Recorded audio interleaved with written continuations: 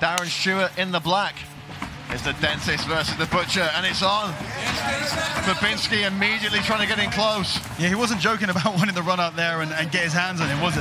Now the question is, can Darren create some space, some distance, and let off some strikes? This is exactly where Fabinski wanted it. He's made no secret of that. He wants to put that judo game to good work. He wants to grind on Stewart. Yeah, look at the hand position of Bartosz. He's bringing that hand very low. You can tell when someone's got that over-under and they can bring that hand to the lower back, that's when he's going to start looking to pull the hips in and look to take him down with a body lock. Stewart's got plenty of experience against guys who want to grind out against him. Of course, last time out against Darren win, it's a very grind-heavy, grappling-heavy fight, so he's going to be used to this kind of opposition. Yeah, well, he's got the right idea. Darren wants to circle off of the cage, so there's space for him to back off into. If he's got his back on the fence, he's never going to be able to get away. So this is a much better position for him. Fabinski, getting some kicks to the back of the leg, but they can also double up as actually hooking that leg and using it to try and get a takedown as well. It'll be interesting to see how Stewart approaches this situation, because as he told us in the pre-fight video there, he expects to catch Fabinski coming in. He said he's going to dip his head and he's going to get caught with a knockout shot. So it'll be interesting to see if Stewart looks to maybe disengage here, or whether he looks to put his own wrestling game to good use. Yeah, he doesn't seem particularly urgent in trying to disengage from here, which means that he feels comfortable. There'll be a big difference. I think if we'd already seen a couple of near takedowns, I think we're going to start to see Darren a lot more obviously intent on disengaging. But for now, it seems like he's quite comfortable. And the more he can wear Fabinski down, the slower his entries are going to be, and that's where he's going to catch him, on that closing of the distance. When you're ready now, pop one. Pop your fingers out that cage zone. Get your fingers out. The corner of Darren Stewart asking for the short elbows here. They want him to start creating a little bit of space. Fabinski looking to do just that as well.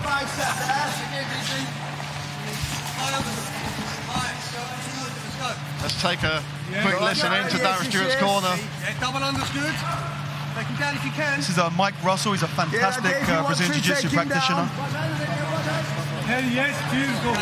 Yeah, good work, Dave. Referee Mark Goddard has seen enough there, separates the fighters. Let's see if Darren Stewart's prediction will come true here. Leg kick from Stewart, but Fabinski punching his way into another takedown attempt. He's looking for the single here, perhaps. Yeah, this is very different. Before we had that over-under control. Now Fabinski's got a bite on this leg. It's pretty deep. He's got, there you go, picking him up and driving him to the ground. Now we're going to see, can Darren deal with the top pressure? Oh, a huge elbow! Oh my goodness!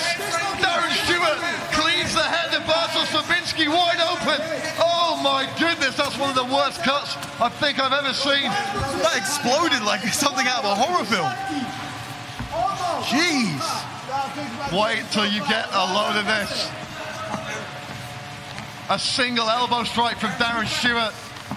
Well, luckily the cut is on the back of the head. It's not going to lead to a stoppage. Unless we get to that incredibly rare event that we had, not too long ago in Cage Warriors when there was too much blood to carry on. But I don't see that happening now. Oh, Fabinski is busted wide open here.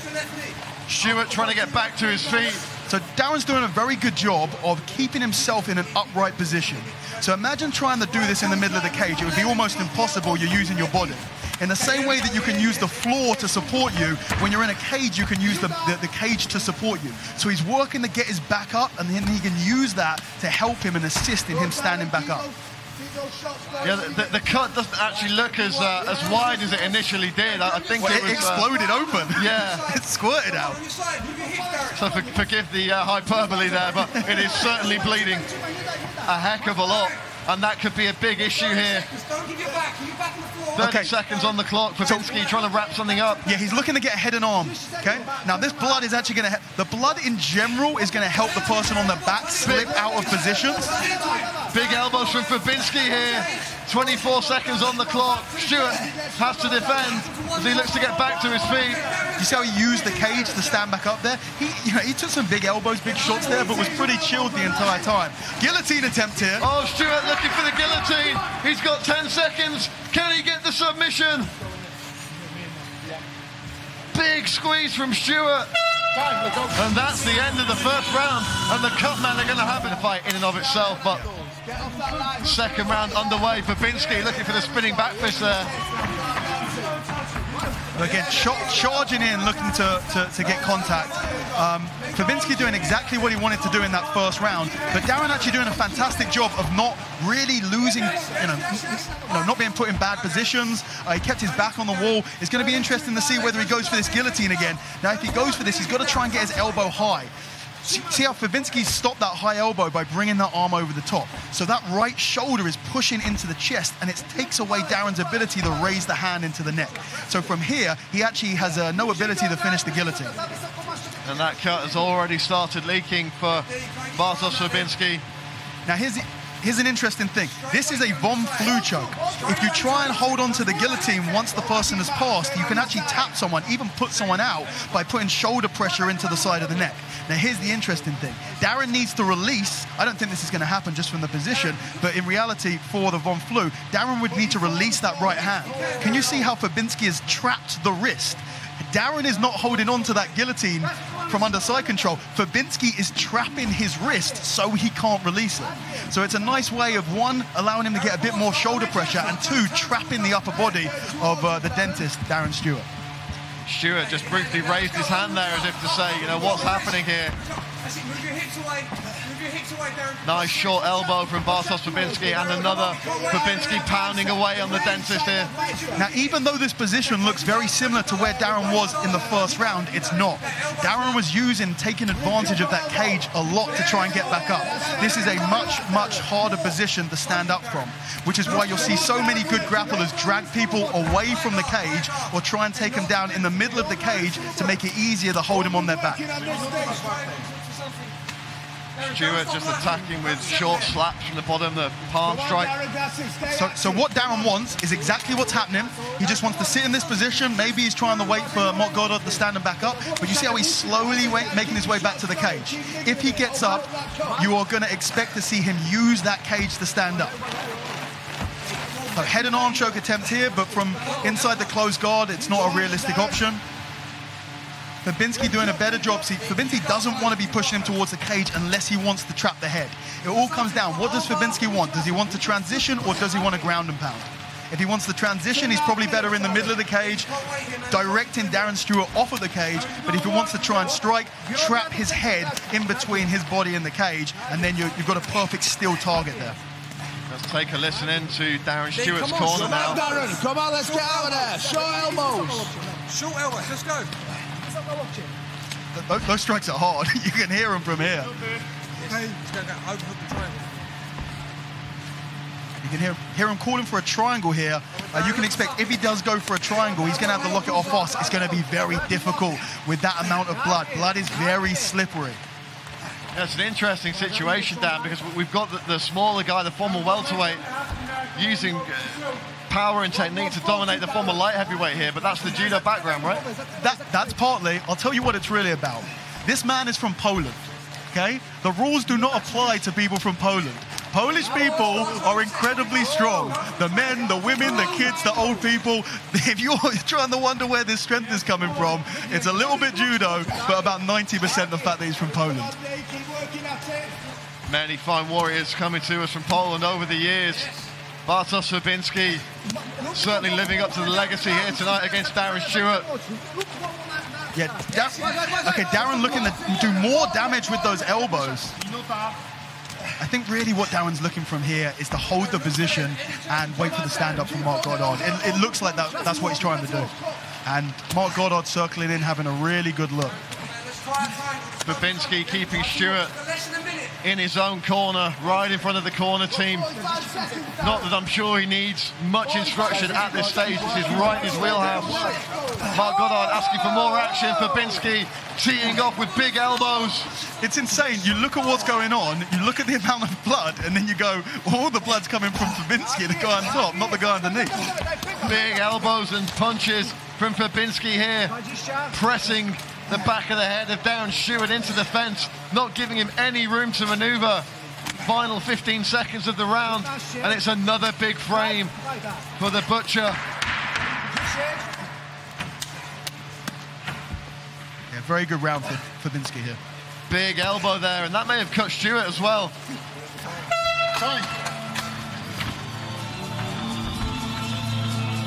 And they said it may be the battle. You get a little cut, even this is not a little cut, but it looks absolutely huge just because of that basically blood pressure. Third and final round, Bartosz, Fabinski, Darren, Stewart. Oh, big shots from Fabinski. Stewart trying to circle off him here. Now this is where it's interesting. Is Fabinski too tired from grinding on the ground for 2 rounds to be able to close the distance? Darren going for a takedown now. Big takedown from the dentist. Now, we didn't see this coming.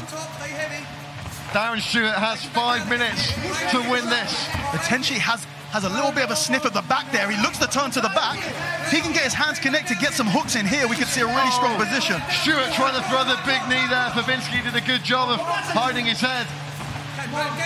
Darren being insistent on this takedown, but has he put himself in a bad position? No, very nice. Now, this is what I was talking about earlier. In that first round, he wasn't trying to get away with such intensity. There you can see he wants the release, he wants the strike, and maybe put him on his back again. Nice counter right hand from Stewart there, but Fabinski, again, looking the wear on the dentist up against the cage. Now, you could see for a second Darren thought about going for the guillotine and thought better of it, and I absolutely agree with him. He should be looking to get underhooks and lift Fabinski higher to stop him from being able to pick him up. So very likely we're going to see Fabinski do exactly what he's been doing for the during the second round here, which is get to a strong position and just pound away. 3.5 minutes left on the clock, and that could be a very important takedown for Bartosz Fabinski. Darren looking real nonchalant in this position, but the reality is he may not be in danger, he may not be hurt, he may not even be tired, but he has to do something because he's definitely not winning this match. Potential head and arm. It's loose, but if he locks here on the bicep tie, not really going for it. Thought about it for a second. In the corner of Darren Stewart telling him to take a big breath and go. Okay, we've got a Kimura grip here. We've seen this a couple of times tonight. Can we see it put into full effect for the first time? You know he wants to be down there for the rest of the round. We need to get out of this, Darren. Darren Stewart has to get out from underneath Fabinski here, trying to use the cage to get back to his feet. This is a formula we have seen multiple times today. The strong judo guy closes the distance, drags you to the ground, and then just grinds on you the entire time. Not letting you get a breath, not letting you do anything you want to do. How frustrated, shaking the head from Darren Stewart there. A horrible position to be in.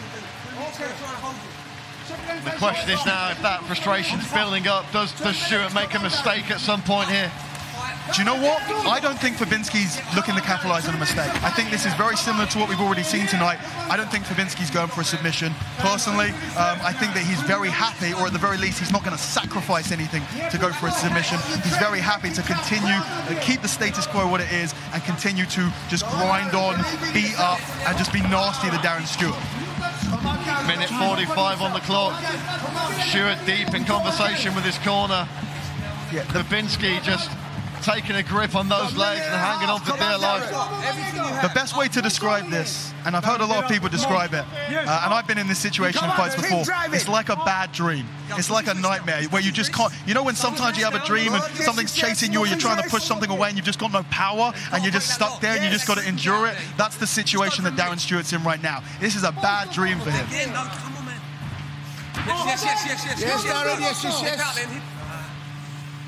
Darren Stewart trying every trick in the book here, but he's not able to find a way out from underneath Fabinski. Again gets to his knees, but Fabinski just stuck to him like glue here, Dan. Yeah, he has implemented his game and his style to the letter. This is exactly what he wanted to do. He said this is what he wanted to do, and he's doing it perfectly. Big takedown again from Fabinski, and he secures that lock around the body once more.